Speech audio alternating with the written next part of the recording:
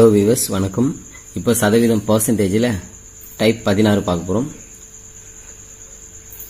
பொருட்களின் விலை 15% அதிகரிக்கிறது எனில் ஒருவர் தன்னுடைய செலவை அதிகரிக்காமல் தனது தேவைகளை எவ்வளவு சதவீதம் குறைத்துக் கொள்ள வேண்டும். அதாவது ஒரு பொருளின் விலை 15% அதிகரிக்குதுன்றாங்க. அப்போது அவருடைய செலவை அதிகரிக்கக்கூடாது. ஆனால் பார்த்தீங்கன்னா இப்போது அவருடைய தேவையை குறைச்சிக்கிறார். அவருடைய அதாவது இங்கே விலை அதிகரிக்குதுன்னா தேவையை குறைக்கிறார். அப்போ நம்ம என்ன பண்ணோம்னா எத்தனை சதவீதம்? 15%. 15 பை இந்த அதிகரிக்குது அப்படின்னு சொன்னாலே 100 + 15 × 100. ஏற்கனவே நம்ம போட்டிருக்கோம் இந்த மாடல். ஸோ இதை சிம்பிளை பண்ணிங்கன்னா 15 பை 115 × 100. ஸோ 5 அடிச்சிங்கன்னா 3. ஸோ இதை அடிச்சிங்கன்னா வச்சுங்களேன் 2 23. ஸோ இப்போ ஆன்சர் பார்த்தீங்கன்னா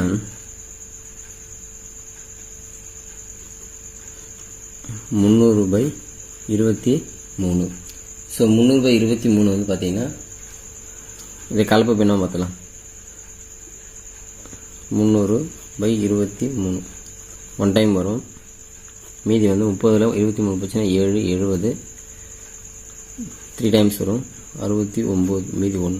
ஸோ அப்போ இதை கலப்பு எண்ணத்தில் எழுதினீங்கன்னா 13 மீதி 1 1/23% அதாவது அவருடைய தேவையை 13 1/23% குறைத்துக் கொள்ள வேண்டும்.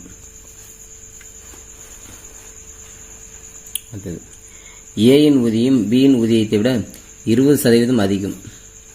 அப்போ பியின் ஊதியம் ஏயின் ஊதியத்தை விட எவ்வளவு சதவீதம் குறைவு அப்படின்னு கேட்குறாங்க. அதாவது ஃபர்ஸ்ட் அதிகம்னு கொடுத்தாலே அப்போ குறைவு எவ்வளோன்னு கேட்பாங்க. குறைவு கொடுத்தாங்கன்னா அதிகம் எவ்வளோன்னு கேட்பாங்க. ஸோ ஃபர்ஸ்ட் அதிகம்னு கொடுத்தாலே நம்ம கூட்டிக்கணும்.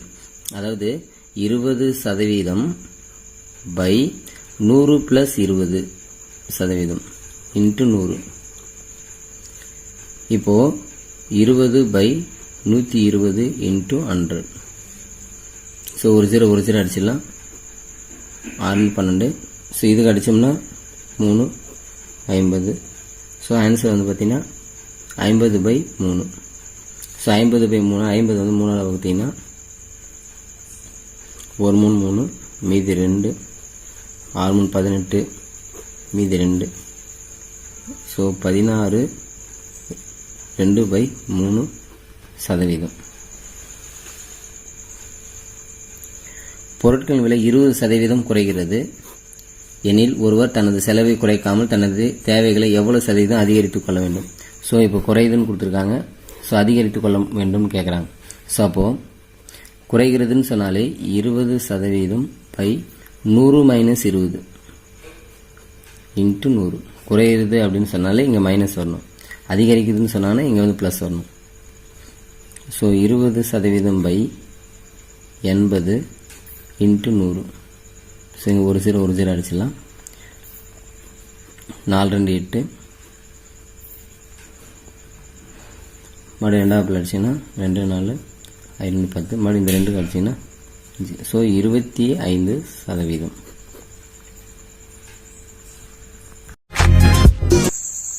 ஹலோ வியூவர்ஸ், வணக்கம். இப்போ டிஎன்பிசி மேக்ஸ் சதவீதத்தில் டைப் 17 பார்க்க போகிறோம். அதுக்கு formula +or - x +or - y +or - xy/100. இது என்ன மெத்தட் அப்படின்னு பார்த்தீங்கன்னா, ஒரு ஊழியரின் வருமானம் முதலில் 5% அதிகரிக்கப்படுகிறது, பின்னர் 5% குறைக்கப்படுகிறது எனில் இறுதியில் அவரது வருமானம் குறையுமா இல்லை அதிகரிக்குமா? அதாவது இப்போது 5% அதிகரிக்கிறது அப்படின்னு சொன்னால் நம்ம +5 எடுத்துக்கணும். ஸோ +5% அதிகரிக்கிறது. அடுத்தது 5% குறைகிறது ஊற்றுறாங்களே, அப்போது -5% எடுத்துக்கணும். இப்போ இந்த ஃபார்முலா என்ன அப்படின்னு பார்த்தீங்கன்னா, அந்த ஒரு டேர்ம் எக்ஸ்ன்னு எடுத்து ஒரு டேர்ம் ஒய்ன்னு எடுத்துக்கிறோம். ஸோ அதிகரிக்குதுன்னு சொன்னாலே ப்ளஸ்ஸு, குறையுதுன்னு சொன்னால் மைனஸ். அப்போ நம்ம என்ன பண்ணோம்? +5 இந்த எக்ஸுக்கு பதிலாக +5. அடுத்து பார்த்தீங்கன்னா ஒய்க்கு பதிலாக பார்த்தீங்கன்னா -5. அடுத்தது இந்த ப்ளஸ் இன்ட்டு மைனஸ் என்ன வரும்னா, எக்ஸ் ஒய்யை மல்டிப்ளை பண்ணும்போது ப்ளஸ் இன்ட்டு மைனஸ் மைனஸ் வரும். ஸோ அப்போ -5 × 5/100. அதாவது இங்கே xy x ப்ளஸ் 5, y வந்து -5. ஸோ ப்ளஸ் இன்ட்டு மைனஸ் வந்து மைனஸ். ஸோ இந்த ப்ளஸ் 5 -5 கேன்சல் ஆகிடும். So minus -5 25/100. அப்போது அதாவது மைனஸ், இப்போ இது எப்படி எழுதுறேன்னா -25%. நமக்கு மைனஸில் வருதுனால குறையுதுன்னு அர்த்தம். அப்போ அவருடைய வருமானம் வந்து குறையுமா இல்லை அதிகரிக்குமா அப்படின்னா 25% குறையும். 25% குறையும். அடுத்தது, ஒரு நகரத்தின் மக்கள் தொகை முதல் ஆண்டு 20%, இரண்டாம் ஆண்டு 25% தொடர்ச்சியாக குறைகிறது எனில் 2 ஆண்டுகளுக்கு பின்னர் எவ்வளவு சதவீதம் மக்கள் தொகை குறைந்திருக்கும்? அதாவது இப்போ 20% குறைதுன்றாங்க. அப்போ -20%. திரும்பவும் ஒரு 25% குறைதுண்டா, அப்போ திரும்பவும் ஒரு மைனஸ். அப்போ அந்த ஃபார்முலா அப்ளை பண்ணும்போது -20, திரும்பவும் ஒரு -25. இங்கே மைனஸ் வருமா ப்ளஸ் வருமானா மைனஸ் இன்ட்டு மைனஸ் என்ன ஆகிடும், ப்ளஸ் ஆகிடும். ஸோ அப்போ இங்கே ப்ளஸ் 20 × 25/100. ஸோ இந்த -20 -25 வந்து பார்த்தீங்கன்னா -45 ஆகிடும்.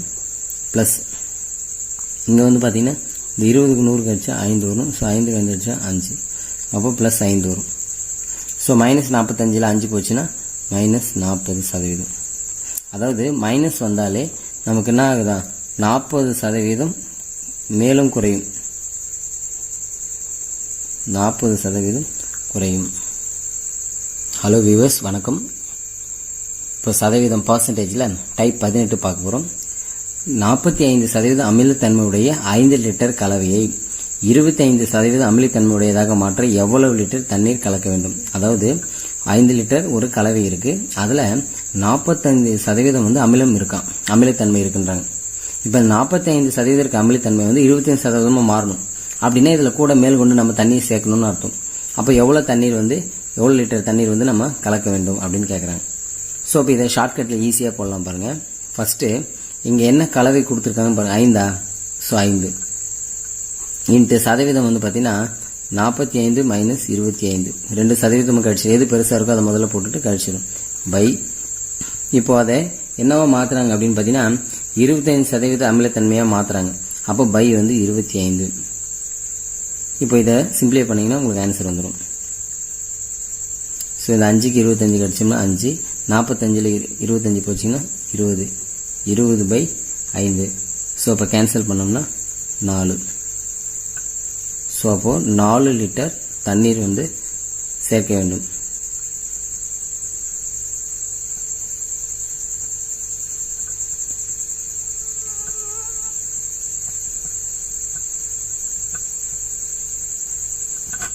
இப்போ அடுத்தது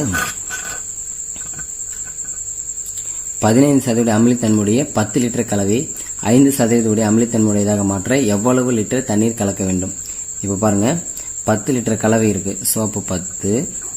ஸோ 15% இங்கே 5% இருக்கு. ஸோ 15 - 5 பை, இது எதோட கம்பேர் பண்ணுறாங்கன்னா 5% உடைய அமிலத்தன்மையுடையதாக மாற்றணும். அப்போ பை வந்து பார்த்தீங்கன்னா 5% வரணும். ஸோ இந்த 5க்கும் 10 கிடைச்சா 2. ஸோ 2 × 15ல் 5 போச்சுன்னா 10. ஸோ அப்போ 20 லிட்டர்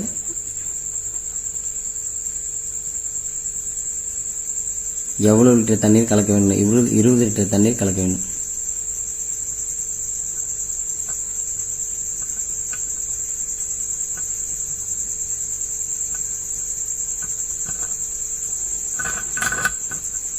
அடுத்தது 30% அமிலத்தன்மையுடைய 12 லிட்டர் கலவையை 40% அமிலத்தன்மையுடையதாக மாற்ற இப்போ எவ்வளவு லிட்டர் தண்ணீரை பிரித்து எடுக்கணும்? ஏற்கனவே வந்து 30% அமிலத்தன்மை தான் இருக்கு.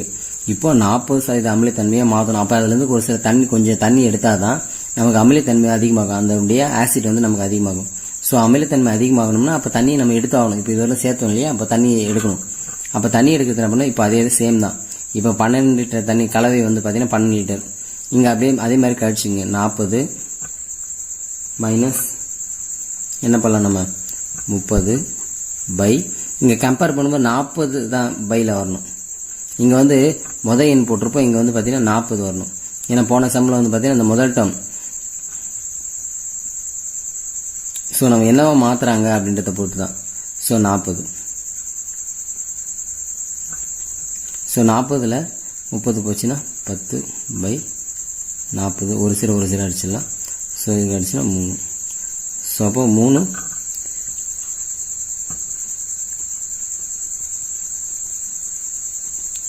லிட்டர் தண்ணீர் வந்து பிரித்து எடுக்க வேண்டும்.